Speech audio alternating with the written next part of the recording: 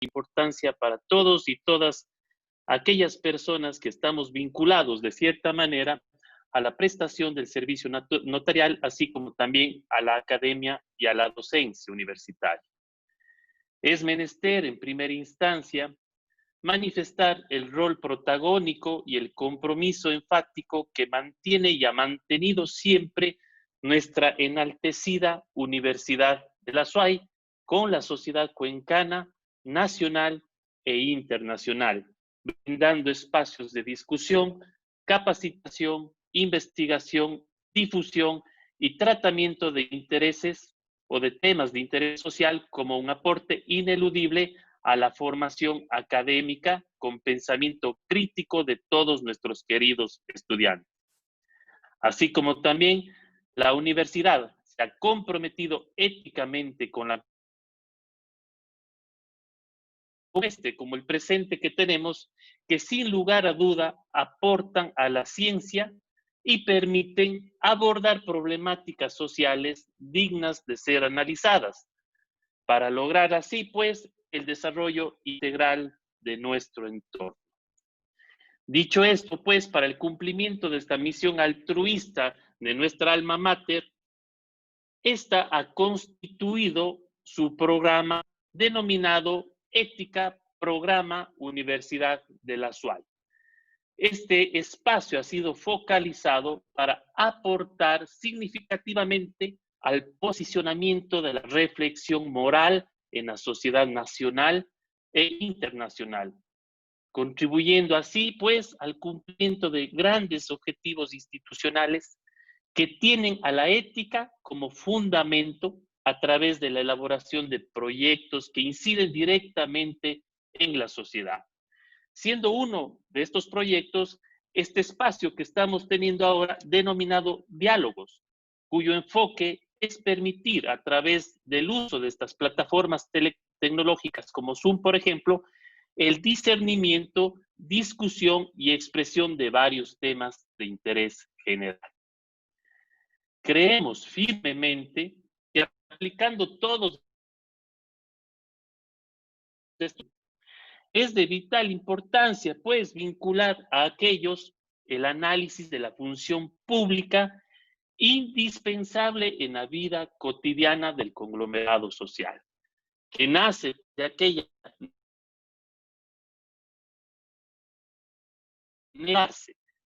y que en su estructura, pues, como tal, llega a constituirse como parte del constructo social, ético y moral más importante. Esta, sin duda, es la administración de justicia de un Estado, dentro de la cual, entendiéndola como tal, integrándose a la misma como un órgano auxiliar de dicha función, se encuentra la digna función pública notarial. Es aquella, pues, ejercida por sus representantes denominados notarios y notarias, quienes de forma imparcial, objetiva y ética desempeñan su gestión dentro del quehacer jurídico, con una aplicación ineludible de amplios principios morales y jurídicos, evidentemente, con los cuales se autorizan actividades jurídicas no contenciosas, confiriendo al único beneficiario, al usuario, al ciudadano, los principios generales del derecho notarial, que son la celeridad, la inmediación, la idoneidad y la seguridad jurídica tan necesaria en sus requerimientos diarios. Evitando, pues, así el posible litigio o conflicto que pueda generar la ausencia de un acompañamiento loable y digno del notario en el ejercicio de su función. Aquel asesor jurídico que tiende a ser un apoyo moral, ético y jurídico en el desarrollo total de sus actividades y del requerimiento que busca el usuario para satisfacer así sus necesidades jurídicas. Es así que la función notarial se constituye como tal de un instrumento indispensable que coadyuva sin lugar a duda a la efectiva administración de justicia por múltiples aspectos. Entre ellos puedo citar pues el descongestionamiento mismo de dicha administración de justicia. Por eso es que se cataloga al servicio notarial como un medio para descongestionar, como un órgano auxiliar que sirve o tiene entre sus finalidades el descongestionar la función judicial.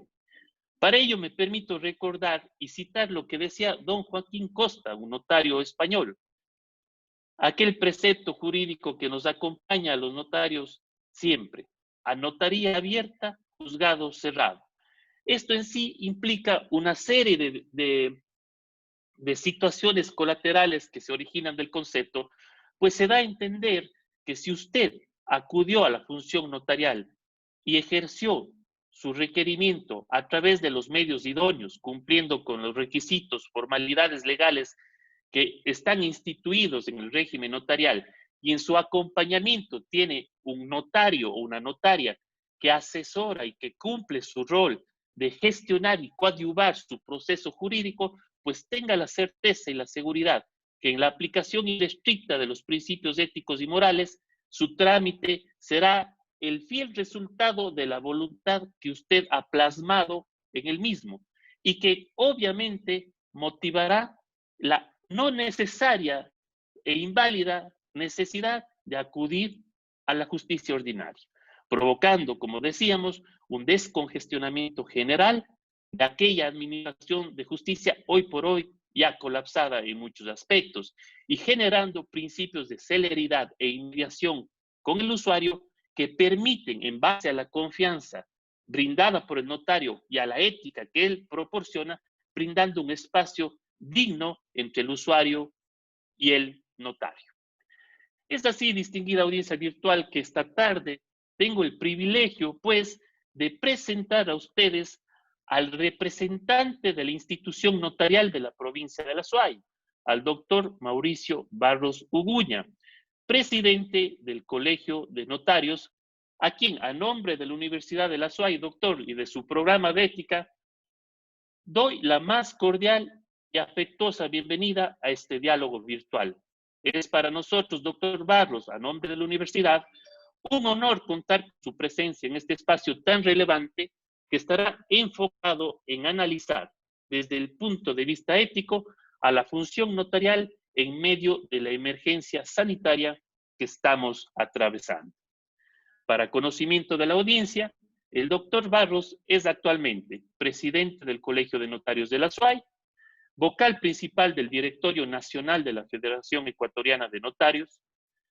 En su capacitación, pues, es doctor en jurisprudencia, abogado de los Tribunales de Justicia de la República, especialista en Derecho Empresarial, máster en Derecho Empresarial, máster en Derecho Administrativo y mediador. Y se ha desempeñado, entre otros importantes cargos, en los siguientes: juez encargado del Juzgado 13º de lo Civil de La Suay, con juez permanente de la Corte Provincial de Justicia de La Suay, y en la actualidad ejerce su cargo como notario 11º del Cantón Cuenca. Le damos así la bienvenida, doctor Barros, y le dejamos a usted el auditorio virtual de la UDA, en presencia de tan digno foro que nos acompaña, entre los que vemos a distinguidos alumnos, docentes, profesionales del derecho y colegas notarios que nos acompañan en esta tarde. Queda a su disposición la sala virtual, querido doctor Barros. Queda usted en el uso de la palabra. Bienvenido, doctor Barros.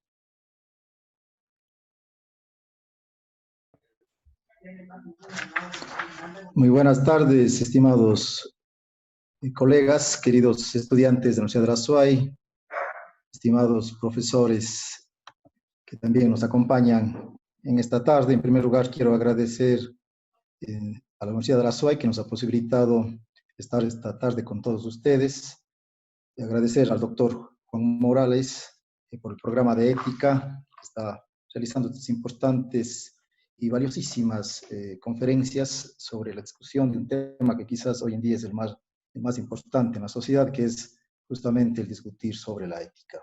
Y sobre todo, en tu persona, estimado Eduardo, un fraterno abrazo a ti por habernos hecho posible acercarnos también como Colegio de Notarios, que es una de sus funciones, acercarnos a la sociedad y hacer conocer esta noble labor del notariado ecuatoriano. Quiero empezar con todos ustedes, estimados colegas, mencionando que en este tiempo de honda crisis sanitaria y moral que nos ha tocado vivir por esta pandemia que ha desatado el COVID-2019, el derecho notarial y la función notarial se revisten de una importancia fundamental para la organización social y el tratamiento y prevención de conflictos, que es quizás la razón de ser del derecho notarial. Razón por la que hoy más que nunca el ejercicio de la función del notario apela a una ética cívica y de responsabilidad de incuestionable valor.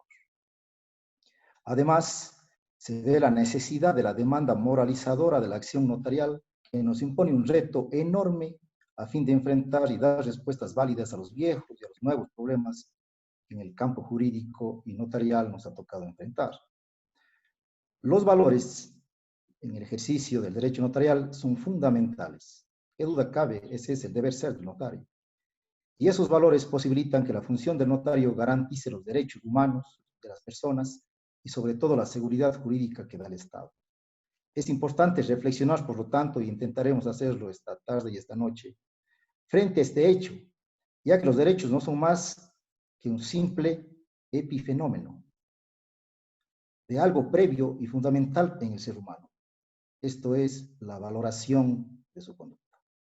Hay derechos porque hay valores, no puede ser al revés. Por lo tanto, el ejercicio de la función notarial debe estar siempre enmarcada, estricta e insoslayablemente en acciones éticas que provienen de los valores que profesamos, mucho más en tiempos de crisis como la que nos ha tocado vivir, en donde nos vemos todos afectados y menoscabados por la acción o la omisión en este ámbito. De ahí que coincido plenamente con la frase del destacado maestro español, el doctor Diego Gracia Guillén, cuando dice que las sociedades se ganan y se pierden en el orden de los valores. He querido hacer, estimados estudiantes, colegas que nos acompañan, estimados profesores, una pequeña presentación para hacer un poco más dinámica esta charla y poder luego conversar con todos ustedes y debatir este importantísimo tema.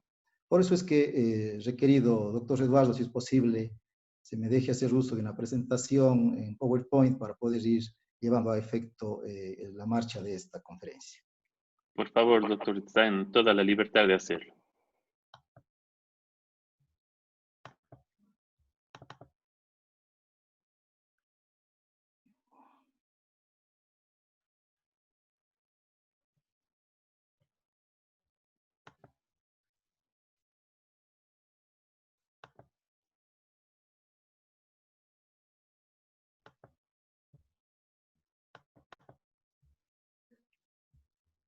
No sé si está ya, si me confirman.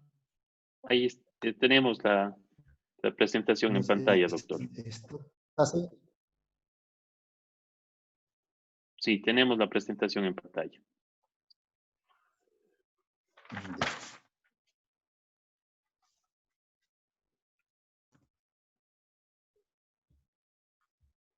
¿Me confirman? ¿Estamos, sí? Con la primera lámina. Sí, así es. La ética, estimados amigos, es un concepto quizás tratado y abordado desde hace muchos años y muchos tiempos, ¿no? Este conjunto de costumbres, como se la define, de normas que dirigen la conducta de los hombres, ha sido abordada por grandes filósofos, por grandes pensadores, hace más ya de 2000 años.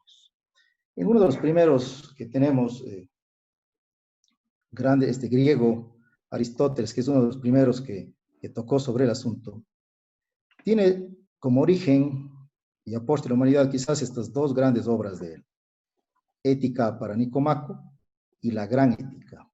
Y aquí empieza él queriendo hacer una especie de reseña de lo que es el problema de la ética. Y se fundamenta en establecer qué es el bien, qué es el mal. Y aquí quizás una parte fundamental y ya de raciocinio y de interpretación de los diferentes filósofos, ¿no? Es saber qué es el bien, porque el bien es un valor también relativo que puede ser identificado para muchos desde diferentes conceptos, ¿no? Entonces, las posiciones que desde Aristóteles han venido dándose a través de la historia en la apreciación, sobre todo del bien, como parte medular de la ética, han sido variadas. Y quizás Aristóteles tiene un interesante, y lo hace un interesante enlace con la felicidad, porque él dice que la ética es el ejercicio de la felicidad, o más bien la vivencia de una felicidad plena. Pero así también desentraña una frase que quizás más tarde lo asume Ortega y Gasset, sobre el ser humano y sus circunstancias. Cada persona, a su vez, tendrá una apreciación, de acuerdo a sus circunstancias y su modo de vivendi, sobre su felicidad y sobre el concepto de bien. Quería, nada más, previo a continuar, estimados amigos, decirles que vamos a abordar en 3 espacios esta presentación. Una primera sobre lo ético y las generalidades y las posturas que han venido dándose de la ética. Luego la ética en el derecho y concluiremos con la ética notarial, que es el tema que nos concentrará. La filosofía en general se ha dividido y ha clasificado en aquella filosofía del ser que estudia la ontología, los grandes problemas del ser, ¿no? La esencia, los orígenes, la materia, la inmateria. La filosofía del conocer, que es esa lógica nociológica y epistemológica, los problemas del conocimiento del ser humano, todo aquel bagaje de conocimientos que intenta el ser humano conocerlo con diferentes métodos y técnicas. Y una filosofía del hacer, o una filosofía axiológica, que es justamente aquella filosofía que para muchos es la más importante, por la que habla justamente de una filosofía en movimiento, una filosofía aplicada, que es la axiología o la filosofía de la ética, es la filosofía de la conducta. Aquí es importante también tocar uno de los criterios que da el marxismo, que dice que las formas del ser social son determinadas por la conciencia de la persona. Es decir, cada uno de nosotros tiene una apreciación de la vida, una apreciación de la justicia, una apreciación ética, una apreciación moral, por la forma en la que el ser social nuestro se encuentra existiendo. Es decir, cada quien pensamos, vivimos y apreciamos la vida conforme al estrato social en el que estamos viviendo. Para Marx, las clases sociales, por ejemplo, no poseedoras de los medios de producción, tienen su conciencia social, la clase obrera, trabajadora, y la clase dominante o la propietaria de los medios de producción tendrán otra valoración. Entonces aquí incluso se genera otro tema de debate que sería interesante también tocarlo en algún momento, ¿no? ¿Cómo puede el ser humano tener un concepto de bien y del mal, o de justicia o de injusticia, si es que partimos del marxismo? Las formas en las que nosotros vivimos determinarán las formas como pensamos. Entonces, los mismos conceptos de valorar la ética tendrían ya una diferencia suprema, ¿no? Porque no podríamos creer o encontrar un asidero entre la sociedad para determinar que todos tengamos un mismo criterio sobre lo que es la ética. Entonces, empezamos a ver ya unas primeras aristas solo ya en el hecho del concepto mismo de ética, que es muy interesante conocerlo. Sartre, este gran filósofo francés, decía que estamos condenados a la libertad y que somos responsables de aquello. Esta quizás es también el fundamento de una apreciación ética, porque la ética no es más que el ejercicio puro de la libertad de la conciencia del ser humano. Es decir, ¿cómo valoro yo, luego de que he adquirido esta libertad, que también filosóficamente es muy discutida, porque un hombre será libre en su verdadero ejercicio de su personalidad, en el ejercicio de sus derechos, en el ejercicio de su vida, o estaremos determinados por múltiples circunstancias que en nuestra vida misma se presentan al diario, como la familia, la sociedad, la escuela, los amigos, los medios de comunicación, las redes? Entonces, alguien decía, somos lo que leemos, lo que nos dicen, lo que escuchamos, y es difícil quizás poder romper estos esquemas de libertad. La libertad de conciencia quizás solo la podamos conseguir con una verdadera educación, una verdadera formación intelectiva que nos posibilite estar sobre esta dependencia a un sistema, yo diría, opresivo a la libertad. Entonces Sartre dice que estamos condenados a esa libertad y que somos responsables de qué vamos a hacer con esa libertad. Y ese ejercicio, dice Sabater en su obra Ética para Amador, que le dedica a su hijo, este español Sabater, dice que ese ejercicio de la libertad, a ese arte de vivir, a ese saber vivir bien, con la felicidad que decía Aristóteles se llama ética, que es ese ejercicio racional de vivir bien. Entonces, como vemos, las apreciaciones que han dado grandes pensadores y que los vamos a ir vinculando ya luego al tema jurídico, se hacen a veces complejas sobre la apreciación sobre el bien y el mal que podamos tener. Y aquí quizás otro elemento fundamental, la ética no es individual, la ética se la descubre en la convivencia entre seres humanos. ¿Cómo puedo ser yo solo ético en mi vida si no la ejerzo en la sociedad? Y aquí también muchas veces dentro de las aulas universitarias se nos ha dado esta gran obra de este inglés Defoe Daniel sobre Robinson Crusoe. Cuando él descubre ese comportamiento humano de ética, cuando conoce a Viernes, aquel indígena que le lleva toda una serie de aventuras de Robinson Crusoe, en la que él se siente ser humano por haber conocido a su gran amigo. Esa es la vivencia del hombre. El hombre llega a ser cuando comparte con el otro. El gran Borges, escritor argentino, decía en uno de sus cuentos que le tocaron como a todos los hombres malos tiempos para vivir. Esto quizás es fundamental, estimados colegas, porque a veces creemos que solo a nosotros nos ha tocado la desdicha de vivir tragedias y que todos los antiguos tiempos fueron mejores y que los futuros también serán mejores, pero los que nosotros nos encontramos viviendo no lo son. Y aquí es importante, y como bien lo dice Borges, entender que cada ser humano en cada época de su vida tendrá estos momentos duros y a lo mejor considerarlos malos para vivir. Todos, absolutamente todos. Yo creo que más bien el hecho de demostrar la actitud de vida es lo que hace la diferencia entre ver blanco o ver negro. Esa axiología ética en la vida quizás nos permita la diferenciación entre ver blanco o ver buen momento o mal momento, como nos lo dice Borges. Y aquí es importante e interesante también, hablando de los orígenes de la ética, establecer cuándo nació.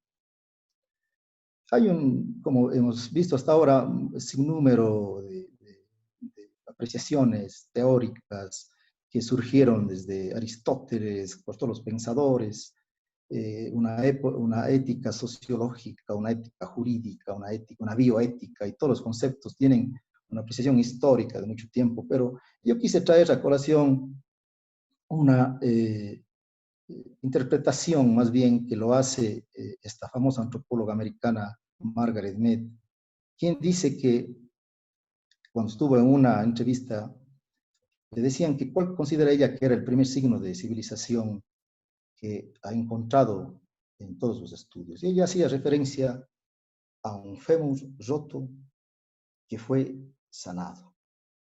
Y ella dice que ese fue el primer acto de civilización.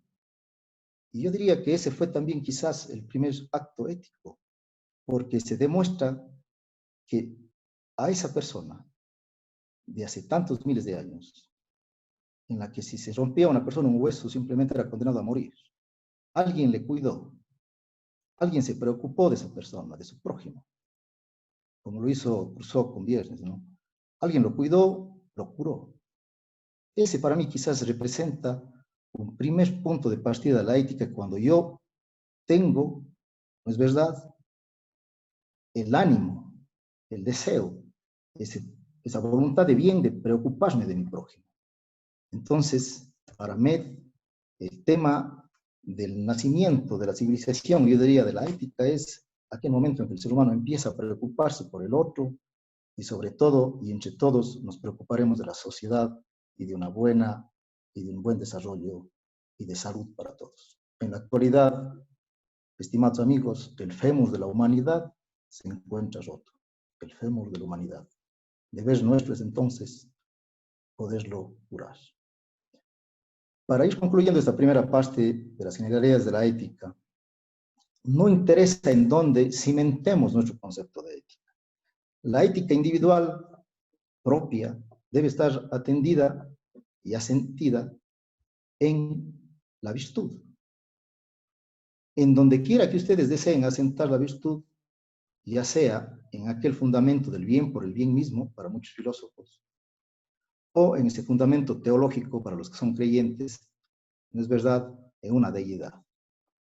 Yo puedo hacer el bien porque considere que es justo, recto, porque considero como un hombre de bien, como un profesional o como un ser humano que está bien así, porque dentro de mí reza un concepto de valor, mientras que otra persona puede hacer el mismo bien, pero sujeto a una concepción teológica o de religiosidad. Para mí ambas funcionan.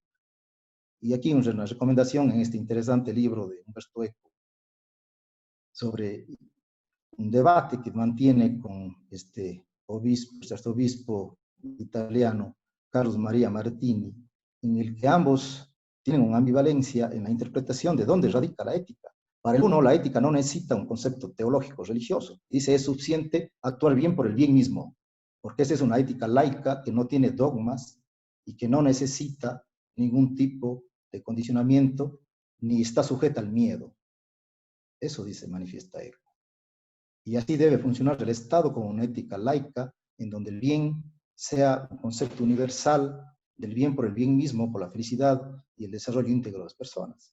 Para Martini, en cambio, si no existe un enlace de un concepto ético con el tema religioso, no tiene un sustento válido para el criterio de Martini, la realización de la trascendencia del ser humano. Es indispensable para él que exista este concepto religioso. Simplemente les dejo aquí como una mención para que ustedes puedan también entrar en un interesante debate sobre el cimento o dónde se cimenta la ética en sí. Dentro ya, abordando así del derecho, en general, también es interesante tratar aquí una muy buena apreciación que hace una política alemana, Hannah Arendt, que estaba dentro de los juicios de Nuremberg, que ustedes conocen, en la que se estaba realizando justamente el juicio hacia un general alemán nazi, y se le preguntaba que por qué él cumplió y actuó de la manera genocida, ¿no es verdad?, matando a tanta gente, tantos judíos. Y él respondió que no era culpa de él, que él obedecía absolutamente las normas que el régimen nazi habían detallado, habían prescrito, y que su actitud era el cumplimiento estricto a la ley. Y aquí surge este famoso concepto de la banalidad del mal, ¿no? Es decir, Hannah Arendt hace una muy interesante interpretación desde hasta qué punto usted debe obedecer la norma absolutamente sin reparo y sin interpretación, sin conciencia, diría yo, y cumplir con lo que se le ordena, con un derecho positivo rígido y absoluto. Entonces, es interesante saber los límites que debería tener la ley, o más bien, los límites que deberíamos tener nosotros en el cumplimiento de la ley, y si podemos o no, por una apreciación de conciencia, y no observarlos. También tema de mucho debate dentro del derecho. Para nosotros, recuerden ustedes, los estimados estudiantes que están en esta bella carrera del derecho, que Couture dice en los mandamientos del abogado que si encuentras una diferencia, un problema entre la justicia y el derecho, opta por la justicia, ¿no? Pero a veces eso queda en el discurso. A veces ya en la vida práctica, en la realidad, uno vive esta banalidad del mal. ¿Y hasta qué punto yo debo tener, como el general nazi, la obligación de cumplir con las órdenes? ¿Y hasta qué punto mi conciencia podría hacer una reflexión y no acatar esa orden, ¿no? Entonces, se ha generado también problemas éticos en el inicio mismo ya de la concepción del derecho. Y aquí quiero citar justamente una obra de un insigne catedrático de ustedes, de la Universidad de la SUAY, el doctor Juan Morales Ordóñez, quien tiene esta muy interesante obra sobre ética y sociedad, donde manifiesta que el derecho es justamente una creación humana. Para muchos el derecho es una creación que se hizo del poder para mantener el status quo y para mantener oprimido a la clase. Tema también interesante de debate en las ciencias políticas, si el derecho, y quizás desde el punto de vista hasta ético, si es necesario o no el derecho a una sociedad. El doctor Morales más adelante va a dar unas citas muy interesantes, ¿no? Entonces, él dice que determina justamente la conducta de los hombres, el derecho, frente a sus semejantes. ¿Y qué conducta las determina? Todas, las éticas y las no éticas. El derecho nos dice, como creación humana, que está conformado por el valor, que se inserta y protege y que sustenta la determinación de la conducta. Esto es muy importante, estimados amigos, valorarlo, ya que justamente así se crea y se genera el derecho a un valor, a una conducta, a una actitud, que es un hecho. El Estado le da esa validez de norma para prohibirlo, para regularlo.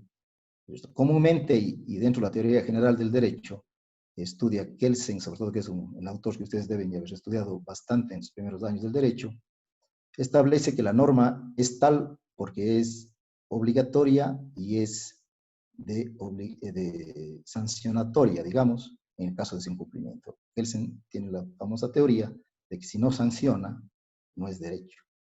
Pero bueno, entonces está una instancia especulativa, que es el mundo de los valores, y esta aterriza o desciende a una instancia objetiva, es decir, la positividad que se introduce en la norma, y en la libertad y su ejercicio está el acto moral y jurídico. Es decir, en el ejercicio que nosotros hagamos de esta apreciación positiva y de esta apreciación especulativa, en ese ejercicio están los actos de los seres humanos que son morales y además jurídicos. Por eso el valor es el fundamento de los principios éticos, porque las normas están llenas de sí de conceptos y valores éticos.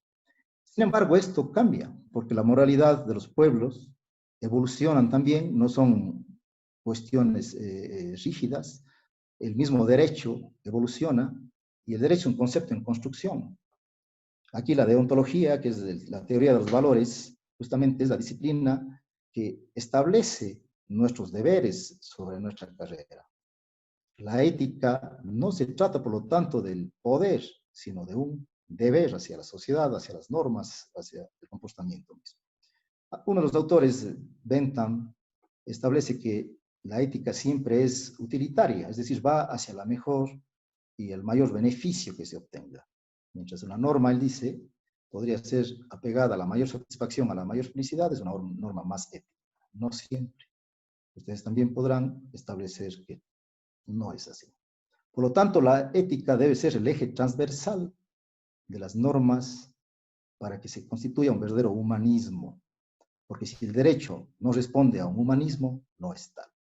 El doctor Morales nos dice que la ética representa la praxis, es decir, la acción consciente y voluntaria de los conceptos morales, y este es el camino más amplio de la vida. Y concluye aquí con lo que decíamos, que el derecho, para ser más ético, debe dejar cada vez más espacios para realización individual y social, sin coacción, como decíamos que era la teoría de los valores, ¿no? Debe tener cada vez menos importancia, posibilitando el desarrollo de una sociedad guiada por la conciencia de la responsabilidad individual. Esto es fundamental porque hace un llamado a que los seres humanos, inclusive deberíamos ir pensando ya una sociedad avanzada en deshacernos del derecho, porque se supondría que nuestra propia conciencia de la responsabilidad individual de cumplir nuestras obligaciones no hace necesario ya que exista una ley.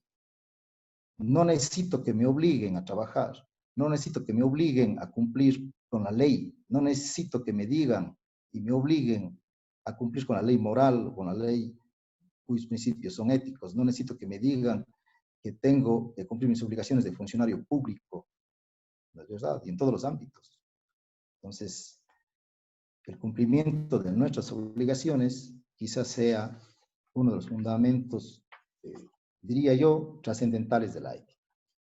Y aquí viene quizás uno de los más grandes tratadistas y conocedores de los conceptos de moral y de ética, como es Max Weber.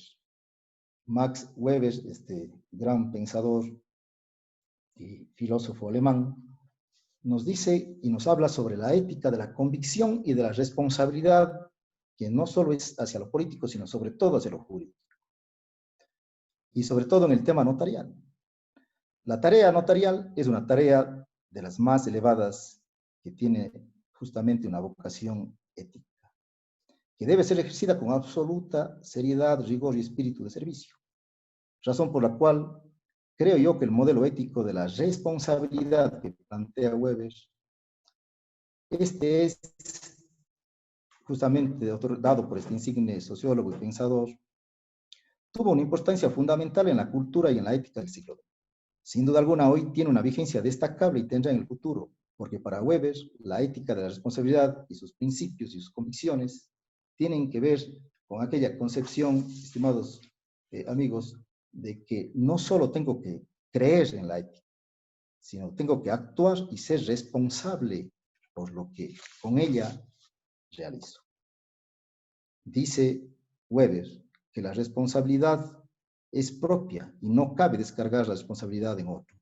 Los límites de las acciones y decisiones es algo que no puede establecerse más que en el propio individuo y en el ejercicio de su libertad y fundamentalmente de su responsabilidad.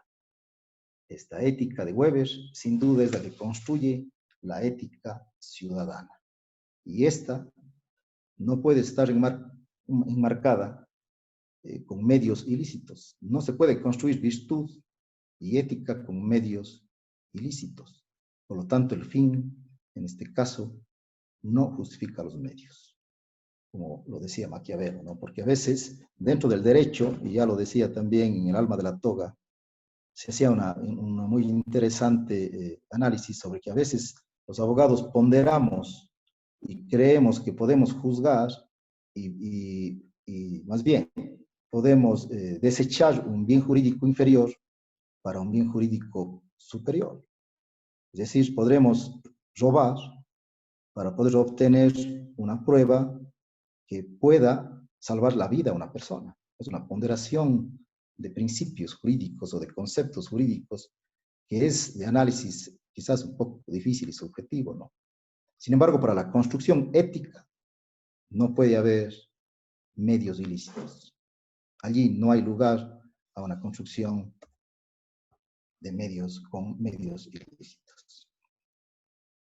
Entrando ya en materia del asunto notarial, queridos amigos, y partiendo de la ética de la responsabilidad justamente que mencionaba Weber, el notario es quizás uno de los funcionarios que se le puede vincular con aquella figura de la mitología como es Janus, que tenía estas dos caras que miraban al pasado, al presente, ¿no? Pero que más bien miraba hacia el pasado y el futuro, pero que vivía en el presente, pero que más bien tienen una vocación, diría así yo, como el servidor público, de ser ambivalente entre funcionario público y un profesional del derecho. El notario ve la realidad del documento en el pasado, lo estudia, lo intuye, ve su capacidad de hasta dónde llega, cuál es la responsabilidad, lo analiza y luego lo proyecta en el futuro. ¿Qué seguridades hay que darlas? ¿Qué seguridades se pueden abordar sobre ese instrumento para que tenga validez en el tiempo, que es uno de los principios del derecho notarial, ¿no? La validez en el tiempo y los principios erga omnes sobre la generalidad de todos, las responsabilidades sobre el instrumento. Y una vez que hace este ejercicio bifronte, en el presente lo redacta, lo autoriza, lo da fe, lo imprime, lo asesora. Esa es quizás la visión del notario latino, ya vamos a estudiar, que es aquella del notario que se compromete y que tiene esta doble función, de ser un profesional del derecho y de ser también un funcionario público como notario que, designado por el Estado, cumple las funciones de fedatario. Ahora, estas dos ambivalencias las tiene, como decía, solamente cierto tipo de notarios en el mundo. Hay dos sistemas muy marcados y claros, ¿no? El sistema notarial sajón, que es el que tienen Estados Unidos, por ejemplo, y otros países del mundo, en el que el notario no es nada más que un simple testigo preferencial, no posee fe pública, simplemente instrumenta y certifica documentos que son presentados ante él y no tiene protocolo ni tampoco la certeza que aquí, por ejemplo, en el resto de países que desde el notario latino se los da. El notario latino, en cambio, tiene por delegación del Estado ser depositarios de aquella fe pública, es decir, de esa certeza instrumental en la que los notarios damos a esos actos, contratos y diligencias presentados ante nosotros la validez instrumental. Entonces, hay una gran diferencia abismal entre lo uno y lo otro. La Unión Internacional del Notario Latino justamente establece los principios de nuestro ejercicio notarial, nuestro código de ética del notario, que es el principio de justicia, el de honestidad, de veracidad, de imparcialidad, de independencia, de lealtad, de dignidad, de inmediación, de preparación, de profesionalismo, discreción, de reserva y del secreto. El notario, para Carneluti, este gran jurista, es un intérprete jurídico que hace de la voluntad de las personas justamente algo material, hace una desmaterialización de la voluntad y lo implementa y lo redacta dentro de lo que la ley a él le faculta. El artículo 6 de la ley notarial establece que somos los notarios. Asimismo, se establece en el Código Orgánico de la Función Judicial el artículo 296, en el que se establece también qué es el notario, y nos da una serie de verbos rectores sobre las facultades nuestras: conceder, aprobar, declarar, exigir, autorizar. Y todo esto se fundamenta en el artículo 200 de la Constitución, en el que establece que somos los notarios depositarios de la fe pública, es decir, aquella certeza jurídica que tienen las personas cuando acuden ante nosotros de que las cosas y los instrumentos que están otorgados ante nosotros tienen todo ese respaldo que da el Estado de la seguridad, de la inmanencia, de la permanencia jurídica. En este sentido, llegamos, estimados amigos, a la actualidad, en donde en este ejercicio de la ética y del derecho y de los grandes principios, nos ha tocado vivir este grave drama humano que ha tocado la pandemia del COVID-19, en donde ha generado una reestructuración, yo diría, de todas las instituciones jurídicas a una nueva realidad jurídica, a una nueva realidad social. Nuevas formas han nacido de relacionarnos, nuevas maneras de estar, nos ha desnudado a muchas realidades de instituciones del Estado. Para mí, estamos viviendo realmente una época de bisagras, un nuevo cambio que va a ser completamente diferente en muchos estratos. Y aquí, quizás ha sido, y esto es importante, tomado en consideración el derecho notarial como un elemento fundamental dentro de las relaciones de la sociedad. Recuerden ustedes que de todas las instituciones que fueron únicamente autorizadas para su apertura, salud, si esta parte del tema judicial, penal sobre todo, el resto fue absolutamente cerrado para todos. Y la primera institución llamada a servir a la ciudadanía por la necesidad de su prestación social fue el sistema notarial. Esto justamente por ese deber ético preventivo de la seguridad jurídica que lo tiene y las características que tiene este instrumento que nosotros otorgamos, que tiene justamente la de la validez y la de la eficacia. Nosotros realizamos ese discernimiento, esa intención, ese ejercicio de libertad, y lo hacemos con normas sustantivas, con normas que dan a ese instrumento que llega ante nosotros la autenticidad, la eficacia, ese concepto de un instrumento erga omnes. En este sentido, estimados amigos, se consideró por parte del Consejo de la Judicatura el día 9 de abril la resolución número 35, en la que, a pedido de sectores financieros, de movilidad, de comercio exterior y de inversiones, a pedido de sectores de la ciudadanía, personas naturales y demás, y en base a la consideración de que el servicio notarial es un servicio importantísimo en el tracto comercial, en el tracto jurídico, en el tráfico jurídico de los negocios de las personas, y sobre todo también por ciertos actos importantísimos que manejan y se hacen ante los notarios, como son testamentos, poderes especiales, posesiones efectivas, fideicomisos y todos aquellos que la sociedad necesitaba.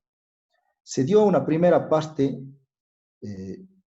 la autorización para que trabajemos los notarios que nos encontrábamos habilitados en 18 puntos, ítems que estaban constados en el catálogo notarial, que después con la resolución 40 fueron ampliados a 2 más sobre la compra-venta por el tema inmobiliario, que también es importantísimo para las personas, en donde nosotros tuvimos ya el trabajo desde esa temprana, digamos, estábamos en semáforo en rojo, y tempranamente salimos a la sociedad a brindar el servicio. Y lo hemos hecho como un servicio ético porque estamos convencidos de que la función notarial cumple ese ejercicio ético de ser custodios de la verdad y de servir de jueces de paz. Y la jurisdicción voluntaria es justamente ese ejercicio de paz, como bien decía estimado Eduardo, en donde se encuentra el juzgado cerrado, pero la notaría abierta, porque la función preventiva es la función sine qua non del servicio notarial. Luego de esto, ya por haber pasado del tema del aislamiento al tema de pasar a la siguiente etapa, ya de estar del distanciamiento, en esta etapa ya, en la resolución 44, se da absolutamente todo el catálogo notarial al servicio de la ciudadanía, es decir, prestamos todos los actos ya y la necesidad que la gente tenía, restringidos únicamente que nos encontrábamos en el horario por estar de acuerdo a la semaforización por el COE, y sin embargo lo hemos seguido haciendo únicamente con una exclusión a ciertos notarios que se encuentran vulnerables por su situación de salud u otros por edad, en el que están actuando los suplentes. De todas maneras, todo el sistema notarial ecuatoriano está cumpliendo, yo diría, su ético trabajo de ser justamente ese vínculo entre las partes que acuden ante él buscando esa seguridad jurídica, esa seguridad instrumental. Hemos sido muy éticos también en la preferencia que se da a grupos vulnerables. Existen muchas restricciones en ese sentido, que se nos ha dado del COE, cómo tratar a los grupos vulnerables. Se da atención prioritaria a discapacitados, gente de la tercera edad, a quienes, por ejemplo, los aranceles son reducidos en el 50% en el caso de la tercera edad y a cero cobro en el caso de los discapacitados. Somos una atención en primera línea. Muchos de los colegas que estamos acá incluso hemos asistido a receptar la voluntad de personas que han estado contagiadas con el COVID en sus hogares. Y lo hemos hecho. Algunos colegas inclusive han acudido a los hospitales de la ciudad, a recoger aquella voluntad de personas que desean dejar plasmado en un testamento su última voluntad. Entonces hemos estado, yo creo, cumpliendo nuestro posicionamiento también en la sociedad y el compromiso que esto nos ha llevado de poder ser servidores con ese concepto que hemos estudiado de ética dentro de la sociedad. En este sentido, estimados colegas, se ha abierto también un interesantísimo debate, ya para ir concluyendo, sobre el derecho notarial virtual. Porque para muchos es tan fácil que el notario pueda prestar su servicio únicamente desde la plataforma Zoom, como estamos ahorita. Pero aquí sí yo creo, y hacer un llamado a ustedes, sobre todo los que serán sobre quienes luego de algunos años ya ejerzan quizás como notarios, ejerzan abogados en libre ejercicio, y sepan justamente que los conceptos fundamentales del derecho notarial, aquí una premisa importante, es la seguridad y la accesibilidad.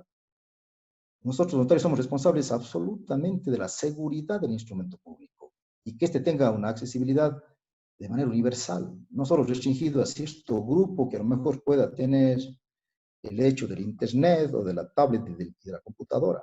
Existen estudios que demuestran que en las zonas rurales, por ejemplo, gran cantidad de personas, más del 80%, no poseen el acceso al Internet. Entonces, no podría haber un servicio público restrictivo.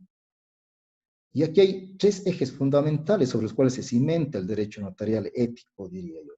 Una real tutela efectiva de los derechos, en donde está la inmediación, que es aquel concepto en donde yo, en uso de la fe pública, verifico la conciencia con la que comparecen las personas, su capacidad, su consentimiento, que no esté viciado su consentimiento, que esté su libertad en pleno ejercicio, que no se encuentre forzada, que no esté intimidada, que sepa lo que va a firmar. El rato que tengo ese análisis y esa visión, procedo a receptar la voluntad de las partes. ¿Cómo hago eso desde una computadora? ¿Cómo puedo hacer eso desde una computadora? Se pierde.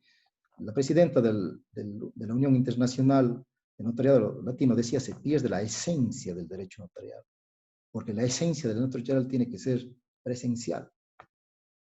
Si esto es que no estamos negando, porque algunos ya nos han dicho que somos una institución medieval, que ya debemos desaparecer porque somos retrógrados. Lógicamente, para muchos grupos económicos somos palos en las ruedas porque no damos paso a que las cosas se hagan tan fáciles, sobre todo en desmedro de la clase contratante que no conoce muchas veces de las cláusulas abusivas que a veces les quiere hacer suscribir. Entonces, claro que somos un impedimento para eso.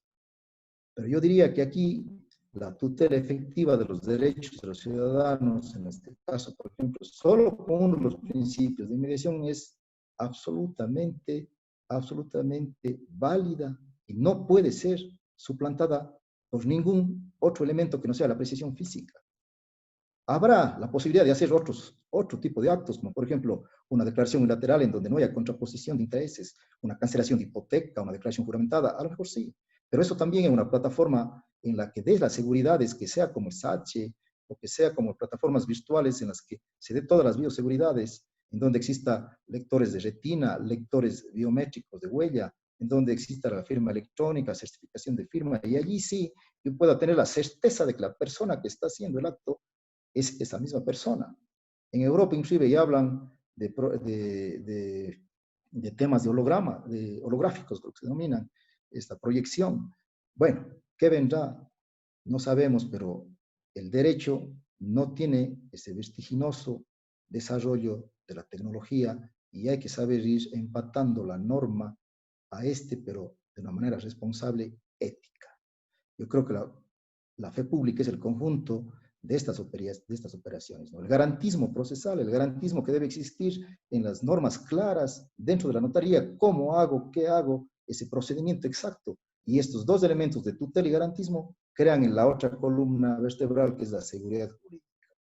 Los artículos 75, 76 y 82 de la Constitución, claves para todo ordenamiento jurídico y más aún para una ética prestación del servicio notarial. Entonces, esto sí lleva, lógicamente, a un Estado de Derecho, porque el estado de excepción no puede vulnerar el Estado de Derecho. Esto sí llevaría entonces a un Estado de Derecho, de paz social y democracia, que es el que establece nuestra Constitución, nosotros vivimos. La implementación entonces de las medidas tecnológicas, por supuesto que ayudan, pero no reemplazan la conciencia profesional en donde está la ética de la aplicación de nuestros servicios. La ley humanitaria aprobada últimamente fue aprobada con la transitoria 12ª que ustedes deben conocer, en la cual los notarios de alguna manera participamos, como Federación Ecuatoriana de Notarios, con el mismo doctor Eduardo Palacios y otros colegas, participamos en el texto de la norma y se esbozó y se remitió a la comisión que analizaba, a la comisión económica que analizaba el segundo debate. Se envió y se aprobó, conforme mandó la Federación Ecuatoriana de Notarios, el texto en el que se decía que previo al otorgamiento de actos y diligencias, no contratos, no se estableció contratos, se debería primeramente crear esta base tecnológica que posibilite luego, ya con mesurada calma, el establecimiento de qué actos podrían hacerse. Sin embargo, ya en el pleno de la Asamblea, si ustedes conocen el texto de la norma, se hizo todo al contrario, ¿no? Se le dio 15 días al Consejo de la Judicatura para que el pobre Consejo de la Judicatura en 15 días establezca un reglamento y establezca con el Ministerio de Economía, con dineros que provienen del propio sistema notarial, cuáles van a ser los actos a ser llevados a cabo dentro de esta plataforma virtual, o sea, al revés. Nosotros hemos remitido asimismo un oficio que igual creo comparte el criterio del Consejo de la Judicatura en el Pleno, solicitando que se dé el veto a esta transitoria 12ª que nos parece inviable, inaplicable y sin sentido. Lo que sí que se ha comprometido la Federación Ecuatoriana de Notarios y que ha sido también requisito y requerido por la FEN es comprometernos a redactar una nueva ley notarial anacrónica, la nuestra, del 66. Pero sí nos comprometemos a eso, a redactar una nueva ley notarial en la que se hagan mención a todas estas innovaciones cibernéticas, virtuales y todo, pero allí, en un conglomerado, en un conjunto, sabiendo con los notarios que estamos en el día a día, cuáles son los pros y los contras. Yo creo que allí sí se puede hacer un verdadero aporte hacia lo que es y lo que significa la ética dentro del sistema notarial. Quiero concluir, estimados amigos que nos acompañan, mencionando que la ética de la responsabilidad, justamente como decía Weber, tiene una amplia aplicación en todos los ámbitos de la sociedad. Sin embargo, en la profesión del notariado público, esta ética se vuelve esencial para el cumplimiento de su deber y de su importancia, y de su gran importante función, que en definitiva ayuda a la mejor convivencia social, a la dignificación del ciudadano y a preservar el bien común. Por lo tanto, hoy, quizás más que nunca, nuestra profesión nos obliga a confrontar de manera lúcida los medios con los fines y que estos sean consecuentes. Bauman, aquel gran filósofo de las sociedades líquidas, dice que la responsabilidad ética es la más personal e inalienable de las posesiones, yo diría del dominio también, humano, y el más preciado de los derechos humanos. No puede ser arrancada, compartida ni cedida. La ética es nuestra responsabilidad y es infinita. Y esta ética nos invita, estimados amigos, a sanar el fémur de esta humanidad que se encuentra hoy quebrantado. Ese es el deber de quienes nos hemos aferrado a una función pública, de quienes nos encontramos aferrados a nuestra profesión, a quienes queremos. Yo les felicito a ustedes, estimados amigos, que han orientado su vida por el derecho, una orientación, una vocación muy noble y la más noble quizás, sobre todo en estos tiempos de construir esa visión ética de la vida. Y aquí quizás esa famosa regla ética africana, ¿no? Del Ubuntu, que es traducida como soy porque somos. Solo podemos llegar a ser, llegar a nuestra realización cuando lo seamos todos. El camino aquí no es individual, sino que la construcción ética es absolutamente de todos. Y cierro, queridos amigos, con esta frase de que el futuro no es lo que va a pasar, e incluso lo que está pasando, sino lo que vamos a hacer. Nuestro compromiso ético de lo que vamos a hacer es quizás lo que marque la diferencia, estimados amigos, de ser profesionales y buenos servidores públicos a quienes hemos asumido este noble ideal de ser funcionarios públicos y a quienes, como ustedes también, tienen la nobleza de querer ser abogados, custodios sin duda de la fe pública también y custodios sobre todo de la ética pública, de la ética ciudadana, que es lo que aspiramos construir todos. Muchas gracias, es mi palabra, estimado Eduardo. y gracias a todos por el tiempo que me han prestado. Muchas gracias, querido Mauricio. Pues muchas gracias a todos también por haber escuchado. Hemos recibido tu ponencia, querido Mauricio, con todo el agrado y el gusto, pues. Y en este momento doy paso a quienes gusten hacer uso de la palabra para no solo preguntar, sino de pronto comentar sobre la charla magistral que hemos recibido de parte del doctor Barros. Así que el foro queda abierto. Quien desee hacer uso de la palabra para organizarnos correctamente, les solicitamos encarecidamente que levanten la mano a través de la plataforma. Muchas gracias.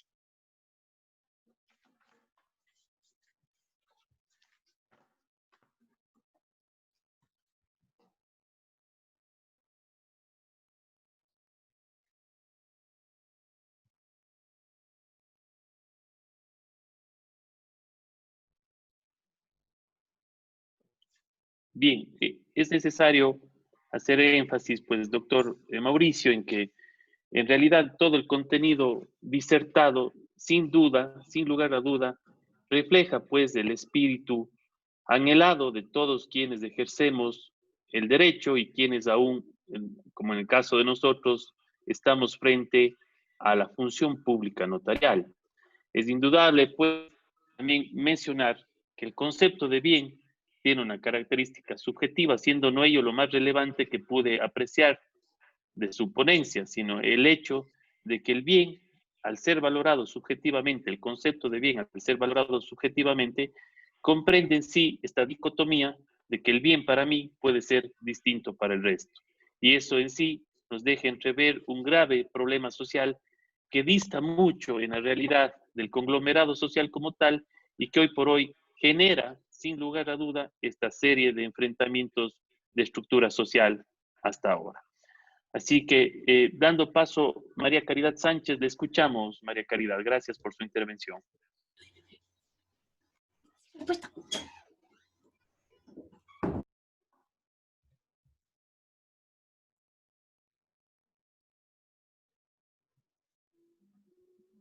Le escuchamos, María Caridad. Gracias, doctor. Disculpe, estaba con algún problema de audio.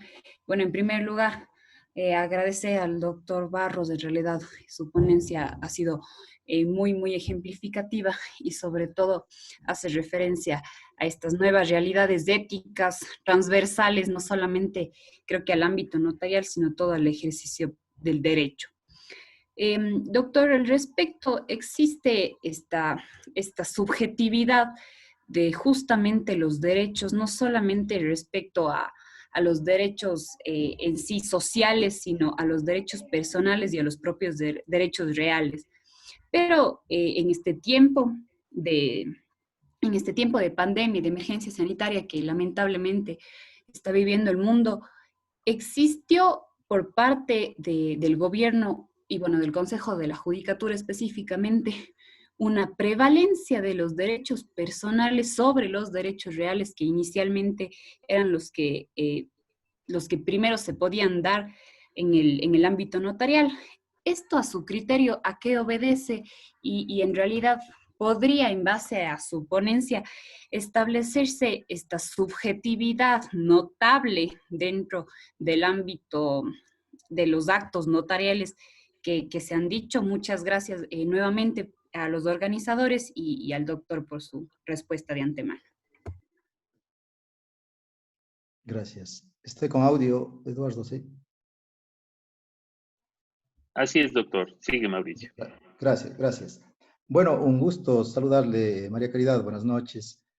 Efectivamente, el Consejo de la Judicatura hizo una apreciación a los derechos de las personas dentro del ejercicio de la ley de excepción, digamos, que estaba vigente, ¿no?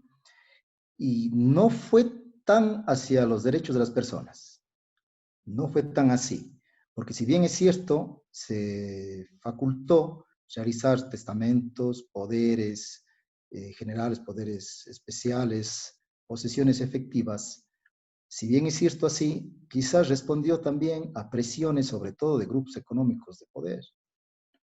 Recordemos que la banca, el sistema financiero, era el que más presionaba sobre la apertura al movimiento económico.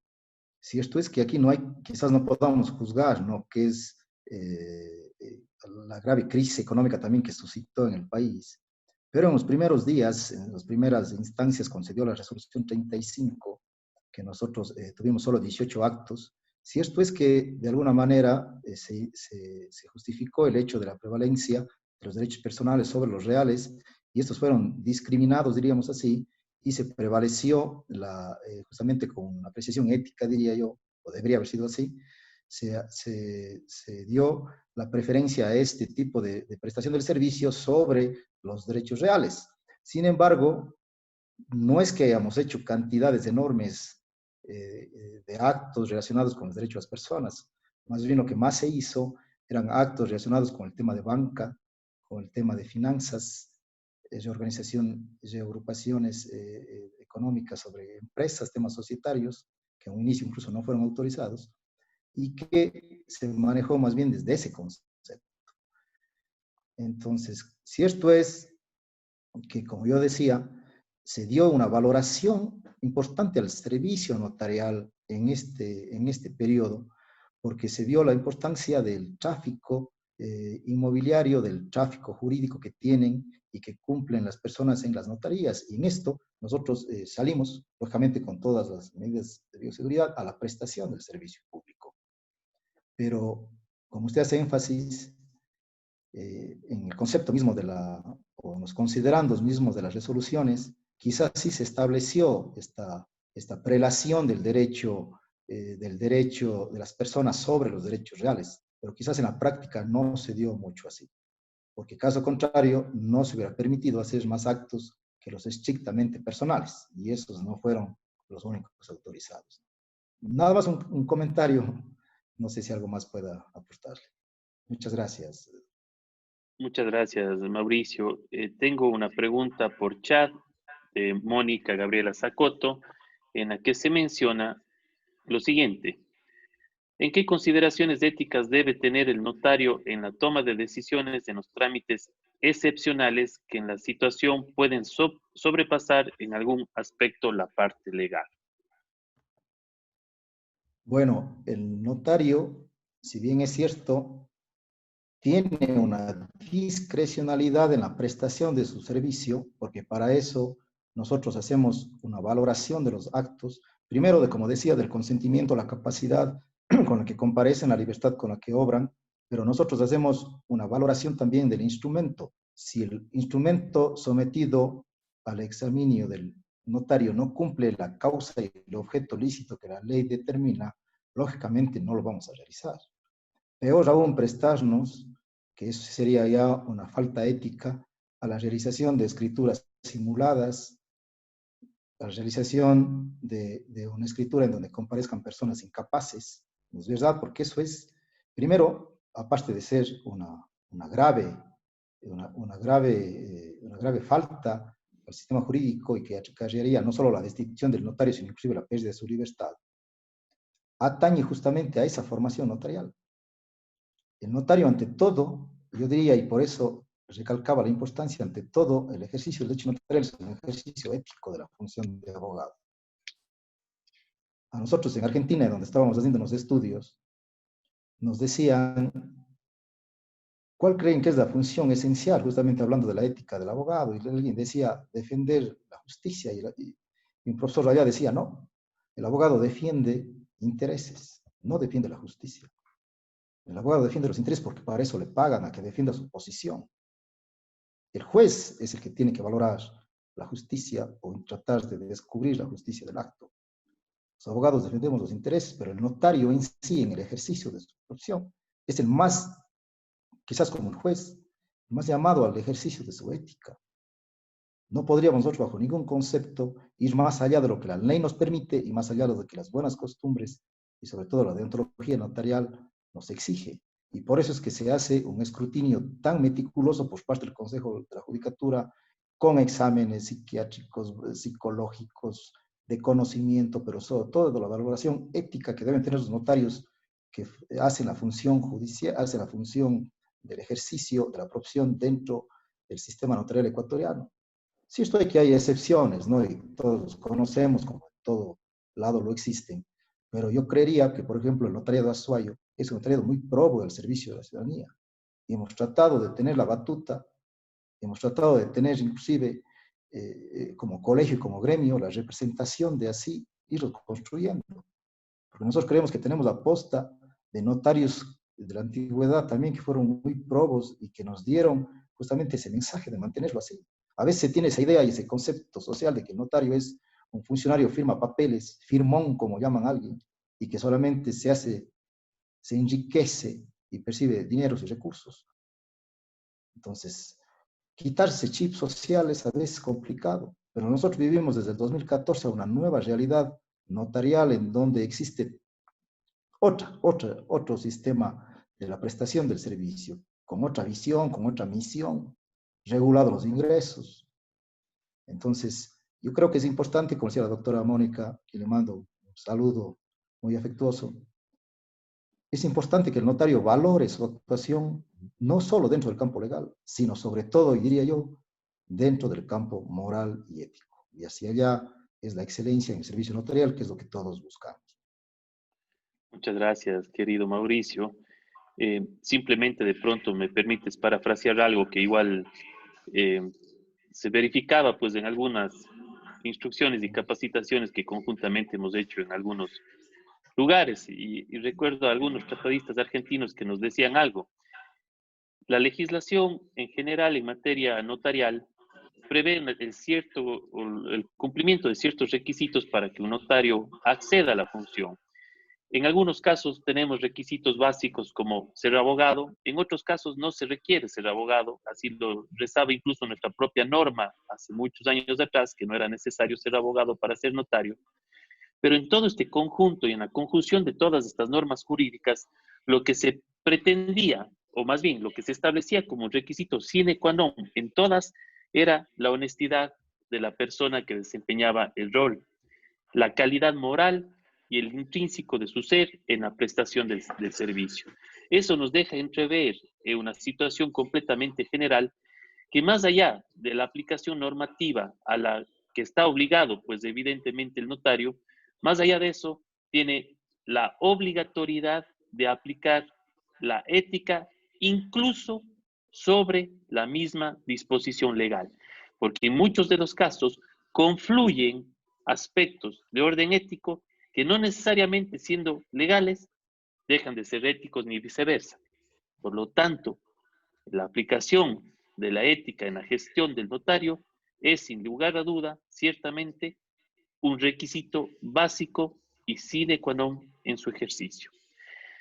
Muchas gracias, doctor Mauricio, pues luego de haber sido partícipes de esta charla magistral por el doctor Barros, es mi deber agradecer imperecederamente a la Universidad de la SUAY y sus autoridades, así como también al programa de ética, el cual está, debo manifestarlo, honorablemente representado por el doctor Juan Morales, por permitirnos llevar a cabo esta clase de eventos que sin lugar a duda, pues, enriquecen a la comunidad entera. Gracias, doctor Barros, por su presencia. Esperamos contar con la misma en siguientes ocasiones. Gracias a cada uno de los asistentes. Hemos tenido un foro amplio. Les agradezco a los estudiantes, les agradezco a los queridos docentes que nos acompañan, a los queridos profesores, a los colegas notarios que nos acompañaron esta noche. Y nuevamente, pues, el cierre, muchísimas gracias a todos. Gracias de verdad, un gusto haberles tenido, doctor Barros, gracias. Gracias. Buenas noches con todos, muchas gracias. Gracias, una buena noche.